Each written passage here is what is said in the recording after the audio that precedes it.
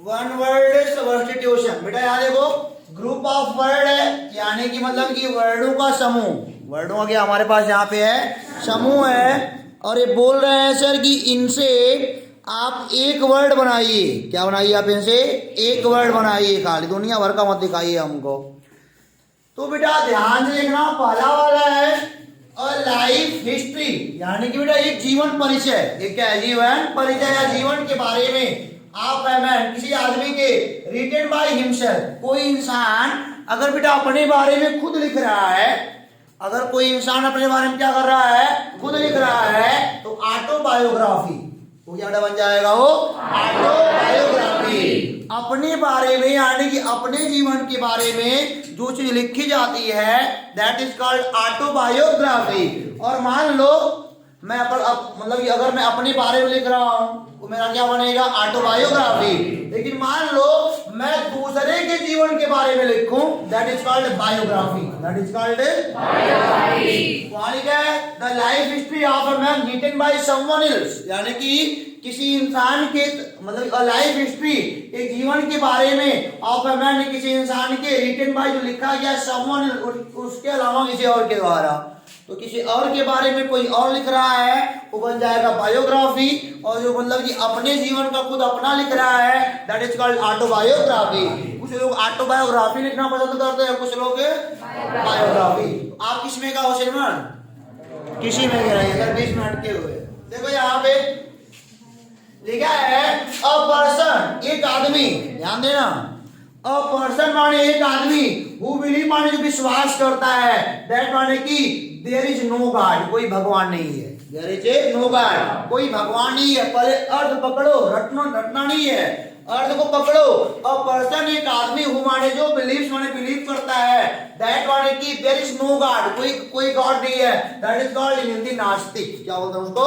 नास्तिक। उसको बोलते हैं एथिस्ट। बेटा बोलते हैं, क्या बोलेंगे? एथिस्ट बोलेंगे।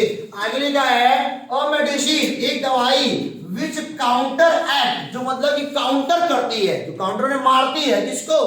The effort of poison. The effort of poison मतलब कि जो जहर को मारती है, दैट इज कॉल्ड एंटीडोट। क्या बोलेंगे? एंटीडोट। यानी कि मान लो किसी इंसान को अगर सांप आपने काट रखा है, तो सांप के जहर को मारना है, तो मतलब कि डॉक्टर क्या लगाएगा? एंटीडोट। एंटीडोट में बेटा दवाइयां बहुत सारी होती हैं, किस जहर को कैसा काटना वही जानेगा ना, लेकिन उसको हम क्या बोलेंगे? एंटीडोट बोलेंगे। एंटीडोट बेटा, एंटीडोट। अब देखो यहाँ पे, हालांकि एंटीडोट होता है, एंटीसेप्टिक होता है ना जी, ये सब क्या है? ऐसा मतलब कि कोई कीटाणु को मारने वाला है, कोई विषाणु को मारने वाला है, दुनिया भर का तो है उसी में। तो देखो यहाँ पे अ पर्सन माने एक आदमी, हु डज समथिंग, जो कोई काम करता है। A person who does something, एक इंसान, हु माने जो, डज समथिंग माने कोई काम करता है, नॉट प्रोफेशनली, प्रोफेशनली नहीं करता है, क्या करता है? बट फॉर प्लीजर, लेकिन अपने आनंद के लिए, शौकिया। जैसे मैं पढ़ा रहा हूँ भैया, हमारा प्रोफेशन थोड़ी अंग्रेजी वाला नहीं है, इस शौकीन से पढ़ा रहा हूँ मैं, शौकीन हूँ। अमेचर, क्या बोले मुझे बेटा? अमेचर। अगर कोई इंसान काम को प्रोफेशनली नहीं कर रहा है बेटा, बस शौकिया तौर पर कर रहा है, जीवन भर ना तैरा, तालाब में 4 लोग को देख के तैरने का मन कर दिया, तो शौकिया होता है, उसे बोलेंगे अमेचर। बेटा उसे क्या बोलेंगे? अमेचर। या बेटा अमेच्योर बोलते हैं कुछ लोग, अमेच्योर। क्या बोलेंगे? अमेच्योर ही बोल रखते हो, क्योंकि बेटा मेच्योर माने क्या होता है? पारंगत, और बेटा अमेच्योर माने क्या हो जाएगा? अपारंगत। माने शौकीन से कर पारंगत नहीं है, ठीक है जी। और देखो यहाँ पे, तो मेच्योर अमेच्योर समझ में आपको आएगा। मेच्योर माने मतलब कि प्रोफेशनली कर रहा है, और मतलब कि मेच्योर नहीं है, खाली शौकी तौर पर करा बेटा, तो क्या बोलेंगे? अमेच्योर बोल देंगे। यहाँ देखो अ पर्सन डिसाइडिंग, एक आदमी डिसाइडिंग मतलब कि रहता है, इन अ कंट्री माने एक देश में, आप which he is not a citizen, जहां का वो निवासी नहीं है। जैसे मान लो ऑस्ट्रेलिया का इंसान यहाँ पे आ जाए, तो यहाँ का निवासी नहीं है ना बेटा, उसे बोलेंगे एलियन। क्या बेटा बोलेंगे उसे? एलियन। हालांकि एलियन दूसरे गोले से आते हैं, और पता नहीं कैसे बोल रहा है सब लोग ना जी, खैर छोड़ो, उसे क्या बोलेंगे? एलियन। एलियन माने वही मतलब कि जो अजीब गरीब देखते हैं ना जी, वो सब ऑस्ट्रेलिया वाले भी हमारे अजीबी वाले हैं, उसे एलियन बोलेंगे। देखो यहाँ पे अब, that does not bear the name of writer, यानी कि बेटा राइटर का नाम ना लिखा हो, कोई कहानी लिखी हो और राइटर का नाम ना लिखा हो, बिना नाम का, उसे क्या बोलेंगे? एनोनिमस। एनोनिमस क्या बोलेंगे? एनोनिमस। एनोनिमस। एनोनिमस बेटा माने क्या होता है? बिना नाम का। मतलब कि बेटा कहानी लिखी गई है बट राइटर नहीं है, बिना नाम का है, क्या बोलेंगे? एनोनिमस। क्या बोलेंगे बेटा? एनोनिमस। अब देखो आगे कह रहा है गवर्नमेंट। गवर्नमेंट माने सरकार। बाय अ रूलर, एक शासक का। सरकार किसका? एक शासक का। हु हैज अनलिमिटेड पावर, जिसकी शक्तियां असीम है। जिसकी शक्तियां क्या बेटा? इसको कहने से हमको मालूम होता है बेटा हिटलर के बारे में। हिटलर नाम सुना होगा ना बेटा आपने? तो हिटलर मतलब ये कैसा था? तो हिटलर को बोलेंगे गवर्नमेंट बाय अ रूलर, एक अकेले पूरा चला रहा है, एक अकेला इंसान जो पूरे मतलब की कंट्री को गवर्न कर रहा है, तो उसे क्या बोलेंगे? ऑटोक्रेसी। क्या बोलेंगे बेटा? उसे ऑटोक्रेसी। और हम लोग वाला कौन सा? डेमोक्रेसी, प्रजातंत्र हम लोग ना बेटा। यहाँ पे मतलब कि सरकार एक इंसान का नहीं है, यहाँ पे बहुत लोग मिले हुए हैं तो सरकार बनी है, दैट इज कॉल्ड डेमोक्रेसी। और हिटलर बेटा क्या था वहां पे? ऑटोक्रेसी चला रहा था। ऑटोक्रेसी माने खुद का भाई, ऑटोबायोग्राफी, खुद का जीवन। ऑटोक्रेसी माने क्या हो जाएगा बेटा? खुद का शासन। कृषि माने शासन, खुद का शासन पकड़ लेंगे, उसे बोलेंगे ऑटोक्रेसी बेटा। आगे देखो अ ट्रेवलर इन स्पेस, सॉरी अंतरिक्ष में यात्री, एस्ट्रोनॉट। क्या बोलेंगे उसे? एस्ट्रोनॉट। नाम सुना होगा बेटा आपने, अंतरिक्ष यात्रियों क्या बोलेंगे? एस्ट्रोनॉट। यहाँ पे लिखा है N assembly of listeners. N assembly of listeners यानी कि श्रोताओं की एक सभा। तो तुम लोग क्या बन, मान लो मैं चिल्ला रहा हूँ फालतू का, तुम फालतू का सुन रहे हो, तो बोलेंगे तुम ऑडियंस। तुम क्या हो? ऑडियंस। तो क्या बोलेंगे? एन असेंबली ऑफ लिसनर क्या हो जाएगा बेटा? ऑडियंस बन जाएगा। आगे लिखा है to give up the throne, सिंहासन त्याग लेना। सिंहासन त्याग देना, सिंहासन से बिछड़ जाना, एब्डिकेट हो जाना। बेटा क्या होता है वो? एब्डिकेट हो जाना, त्यागना। एब्डिकेट आपने पढ़ा भी होगा बेटा सिनोनिम में, एंटोनिम में। एब्डिकेट कहीं ना कहीं बोला गया है, त्यागना, अबंडन छोड़ना, लीव छोड़ना, वही एब्डिकेट है यहाँ पे। To give up the throne यानी कि बेटा सिंहासन छोड़ने के मैटर में बोलेंगे एब्डिकेट। क्या बोलेंगे बेटा? एब्डिकेट। आगे लिखा है बेटा अ मेडिसिन, एक दवाई, विच प्रिवेंट माने जो रोकती है, इन्फेक्शन माने इन्फेक्शन को, बाय किलिंग जर्म्स मतलब कि जो फैलने वाले कीटाणु जीवाणु है, वो क्या बन जाएगा? एंटीसेप्टिक। क्या बन जाएगा बेटा? वो एंटीसेप्टिक बन जाएगा। एंटीसेप्टिक कोई मतलब कि जो डर्मा वर्मा आते हैं लास्ट में होता है, वो सब एंटीसेप्टिक ही होता है, ठीक है ना। ये वो मतलब कि कभी कभी मोर देन यही होता है, मतलब स्किन के मैटर में आपको क्या डॉक्टर देता है? डर्मा को लेगा, वो क्या है? एंटीसेप्टिक ही है। और देखो यहाँ पे the science of vegetable life, the science of vegetable life यानी कि वेजिटेबल लाइफ के साइंस को क्या बेटा बोलेंगे हम लोग? यहाँ पे बॉटनी पढ़ रहे हो। क्या पढ़ रहे हो? बॉटनी। बॉटनी माने क्या होता है बेटा? बॉटनी माने होता है कि आप सब्जियों के बारे में पढ़ रहे हो, कुलरू पर्वत के बारे में पढ़ रहे हो। समझो ये होता ना बेटा, उसे बोलेंगे बॉटनी। क्या उसे बोलेंगे? बॉटनी। और लिखा है the science which treats of life, जो मतलब कि लाइफ को ट्रीट करता है, दैट इज कॉल्ड बायोलॉजी। बेटा क्या बोलेंगे? बायोलॉजी। बायोलॉजी में याद करना बेटा, जो भी जीवन, किसी के जीवन के बारे में पढ़ रहे हो, दैट इज कॉल्ड बायोलॉजी, ठीक है जी। अब आगे क्या लिखा है? Government by the official. Official माने क्या होता है बेटा? मतलब कि ऑफिस के लोग हैं, मतलब कि एक सभा हो गई, उसे बोलेंगे ब्यूरोक्रेसी। क्या बेटा उसे बोलेंगे? ब्यूरोक्रेसी। हमारा डेमोक्रेसी है, डेमोक्रेसी माने प्रजा का भी हाथ है। ये ब्यूरोक्रेसी में कौन बनाया? केवल खाली ऑफिस के इंसान हाथ डालेंगे और कोई हाथ नहीं डालेगा। डेमोक्रेसी में कोई हाथ डाल सकता है, लेकिन बेटा ब्यूरोक्रेसी में केवल आप जो मतलब कि लोग बने होंगे उनके करता धरता वही हाथ डालेंगे। और बेटा ऑटोक्रेसी माने अकेले चलाएंगे।